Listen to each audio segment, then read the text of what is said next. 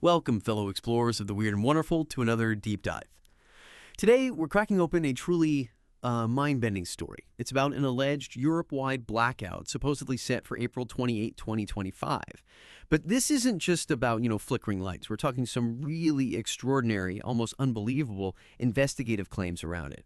And for this journey, we've got two distinct and pretty fascinating sources. First up, there's a transcript.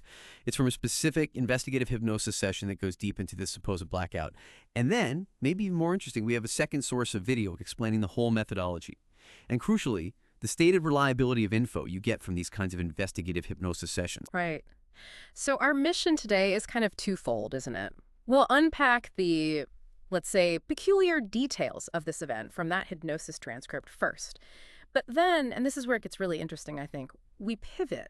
We look at the fundamental nature of how this information is supposedly gathered and how it's vetted within its own unique framework. It's a deep dive into not just what they're claiming, but also how these claims are supposedly validated in this very specific, unconventional field. Absolutely. And this deep dive, it's really designed to offer you, the listener, a unique perspective, thinking about how narratives get built, how truth can be approached from wildly different angles, and why, exercising critical thinking, even when you're exploring the fringes, that remains our best tool. It's about understanding the filters, right? Filters we apply to information, no matter where it comes from. All right, let's step into this rabbit hole, shall we? Our first source, that transcript. Wow. It paints a truly perplexing picture of what supposedly went down on April 28, 2025. It describes a blackout hitting Spain, Portugal, and a big chunk of southern France. Yeah, this specific info, it comes from a transcript titled 2212 IT Maria, C281 210, Blackout 28.04.2025. It's from IT Calogero Grifasi Investigations Italiano, and it details this investigative hypnosis session.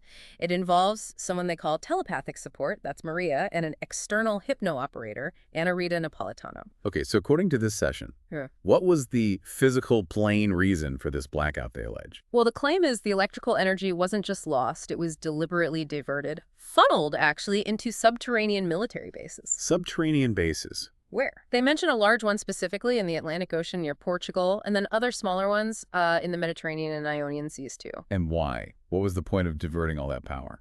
The stated purpose was kind of twofold. Primarily, it was framed as a test run. A test run for what? For experiments, basically, to gauge how the population would react to something like that. But also, there was apparently a logistical need. These bases were running low on energy, facing a deficit, so it served that purpose, too.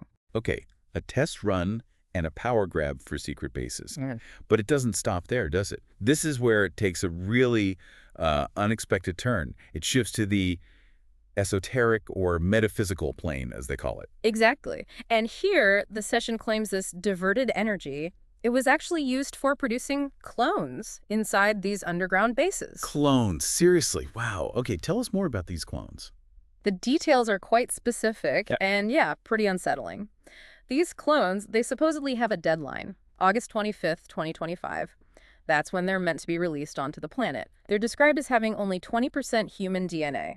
Basically, empty containers is the phrase used, run by a pre-programmed artificial intelligence. Empty containers, AI-driven. Yeah, and they'll apparently look like adults, maybe around 40 years old, and seem to arrive from other countries. The session suggests about 1,000 of them are being prepped, designed to seem benevolent, charitable even. And the idea is that the general public, they just won't realize what they are. That's the claim. The masses supposedly won't see their true nature. So like pre-programmed infiltrators designed to look harmless. That's quite a narrative. How does something like that stay secret, especially if they're popping up from other nations? Well, the session doesn't get super deep into the arrival logistics, but it does talk about internal power struggles. It describes two groups of militaries, calls them white and black. White and black military. Okay. And they're apparently gearing up for some kind of clash, maybe even an invasion in Europe, Fighting for power. And the white faction, supposedly, will present itself with benevolent intentions, which kind of lines up with the clone story, doesn't it? It does connect, yeah. So these factions are fighting, and the clones are part of one side's plan. What about actual governments? Did they know about this, according to the session? No, explicitly not. The session says governments were not aware of the blackout's true cause, the underlying stuff. In fact, their reaction, the confusion, the official statements that was part of the experiment. Part of the test run. Exactly. Yeah. Reinforcing what the session calls a divide and conquer strategy. So the government's ignorance was actually factored in. Wow. It's like a layer cake of manipulation if this were true. Pretty much. And here's where it gets really interesting for me. The psychological impact. Beyond the conspiracy, what did this session say about how this affected people, like the collective consciousness in those countries? Right. It gets very specific there. It claims Portugal developed this lingering, like a cap or an umbrella of fear, and that it persists. Lingering fear just in Portugal. Yeah, whereas in Spain and southern France, the fear was apparently only transient. It came and went with the event, but Portugal got stuck with it. And why? Is there a reason given for that specific lingering fear in Portugal? Yes, according to the session, it connects directly back to the military objectives we talked about. These low frequencies of fear, they supposedly feed their project, whatever that project fully entails. Feed the project. Okay. And the fear in Portugal is seen as marking it as a kind of conquered territory, the place where the first clones are set to be introduced. Wow. So the emotional state of the population is literally a resource and a marker for the next phase. Yeah. That's dark. It's a very specific and, yeah, dark connection they draw between collective emotion and this grand plan. The session then zooms out even further, Yeah. right? Talks about geopolitics, but not like we think of it. Not at all. It's described more as a reshuffling of territories, yes, but also of frequencies among different alien races. Alien races. Yes, stating that Earth to them is essentially just a laboratory. A laboratory. That's a classic theme in some of these fringe areas, isn't it? Puts humanity in a very different light. A very passive one, almost. And looking forward, the session predicts more trouble, more blackouts, other disasters too, floods, earthquakes. And it's all linked back to this ongoing reshuffling of power areas between these supposed factions or races, and also to a perceived awakening of mass consciousness, which has apparently messed up the old conditions, disrupted the previous balance. Okay, so that's the story from source number one. A really elaborate, complex, and frankly, pretty wild narrative. But what does this all mean for you listening to this? How do we even start to process claims like these? And this is where our second source becomes absolutely critical, the disclosures video. It dives into the methodology and, importantly, the claimed reliability of info from investigative hypnosis. Yes, and this is the crucial point. What that second source hammers home is that information from single hypnosis sessions. It's considered inherently highly contaminated, distorted. Highly contaminated. How do they explain that? They use a really strong analogy in the video. Imagine trying to talk to someone underwater. Underwater. Yeah, and you're both speaking different languages. The sounds, the gestures, everything gets completely deformed, misinterpreted. That's how they frame info from one session. That's a powerful image. It really makes you think about signal versus noise in any kind of communication, let alone something like hypnosis. So if it's that contaminated, what's the point of the information in a single session then? Good question. The stated purpose, according to this source, isn't to get factual data you can memorize. It's not like taking notes in a history class. Instead, it's described more as a vehicle of movement or transport. A vehicle. Its role is to guide the process towards whatever the client's problem is, to allow for therapeutic work. It's primarily therapeutic, not necessarily objective, factual investigation in the way we normally think of it. Okay, so single sessions are unreliable for facts, more for therapy. So how do they claim to get reliable investigative information in this field if single sessions are out? Right, and this is where their specific methodology comes in, and it's quite something. According to this video, getting reliable info requires a massive number of sessions. We're talking thousands. Thousands, conducted by multiple people, multiple operators. And ideally, these operators shouldn't know what the others are finding, to minimize that contamination, that crosstalk, and only the information that shows up consistently, the stuff that's common to all or almost all of these thousands of sessions. Like a consensus across huge numbers. Exactly. A vast majority, or an abnormally large proportion, they say.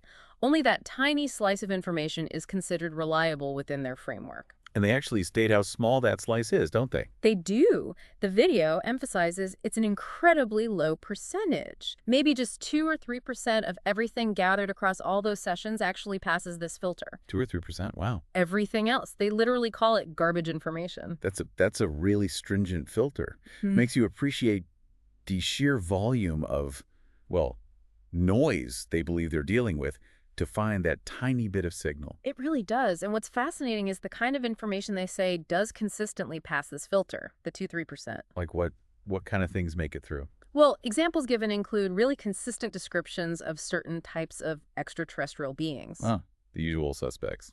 Greys, insectoids, they mention mantis-like forms, reptilians described like lizards or snakes. Things like the color of Mars apparently come up consistently too. The color of Mars. Okay. Or the existence of non-physical underground bases beneath major cities. These are the kinds of details they claim achieve that cross-session consensus. Right. And the source also mentioned limits, didn't it? You can't just ask about anything or anyone. Correct. There are limitations on external investigation. You can't just ask the hypnotized person about, say, some random guy down the street, Tizio, Caio, Sempronio, as the source puts it. Unless there's already some kind of interference or connection, a channel between that person and the subject being hypnotized. Otherwise, the info might not come through, or worse, it could be manipulated by other entities, according to their model. So it's a very specific type of inquiry focused on existing connections or interferences. Very much so. And they use another analogy to explain this vetting process, one from, everyday life. Oh, yeah? Comparing it to checking the news, you'd probably trust an official news agency site. They mention NSA or ADN, Kronos, Italian ones, more than some random blog with hardly any followers, right? Generally speaking. The official site gives you more assurance about the source because of internal checks, public scrutiny, even though high-level manipulation is still possible. That process, they say, is analogous to their thousands of sessions approach. It's about scale, cross-checking, looking for consensus. That's actually a pretty useful parallel. It highlights that need for some kind of validation process, even in these really unconventional areas. Right. A sort of peer review, but amplified massively. Amplified massively, exactly. And the video also stresses the importance of restricting the scope. Narrowing the focus. Yeah. Trying to investigate something huge and vague like black holes through this method, almost impossible, they say. Too much noise, too hard to filter. But if you narrow it down to something more specific, like their example of pedophilia in the Catholic Church, then gathering what they deem reliable information becomes more feasible. Still needs tons of sessions, but it's potentially doable. Okay, so we've journeyed through the wild claims about the blackout from the first source, and now we've explored the methodology and the very strict, self-imposed limits on reliability from the second source. Let's bring it all together for you, the listener.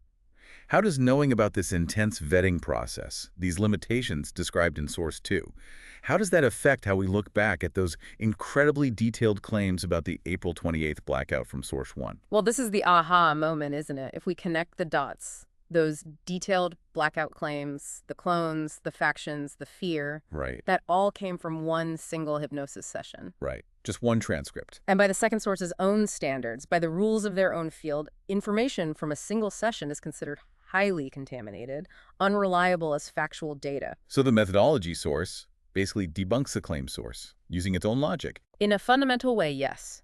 Now, what's fascinating here isn't about, saying the blackout claims are definitively true or false. It's seeing how this specific field tries to grapple with information, verification, and belief.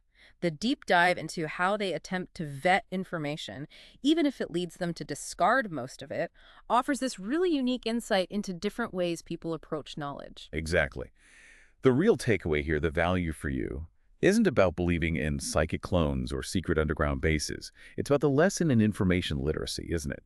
It's about critically examining sources, always asking how do they claim to know this, understanding how truth or reliability gets constructed, even in these unconventional corners, and seeing the need for rigorous vetting processes, even if those processes look, well, pretty strange from the outside. It forces you to ask, what filters are we using every day? How do we decide what's credible? And that leads to the final thought, really. In this world just saturated with information, drowning in narratives, where do you draw the line? How do you distinguish between a compelling story and something verifiable, especially when the sources themselves, like here, reveal their own incredibly complex filters, their own high bars for reliability, and their own admissions of contamination? It really makes you think about your own process for deciding what passes your personal reliability test, doesn't it? That really is the ultimate deep dive, isn't it? Your own critical process. So we encourage you, keep exploring, keep questioning, because the most profound insights, the real discoveries, are always your own.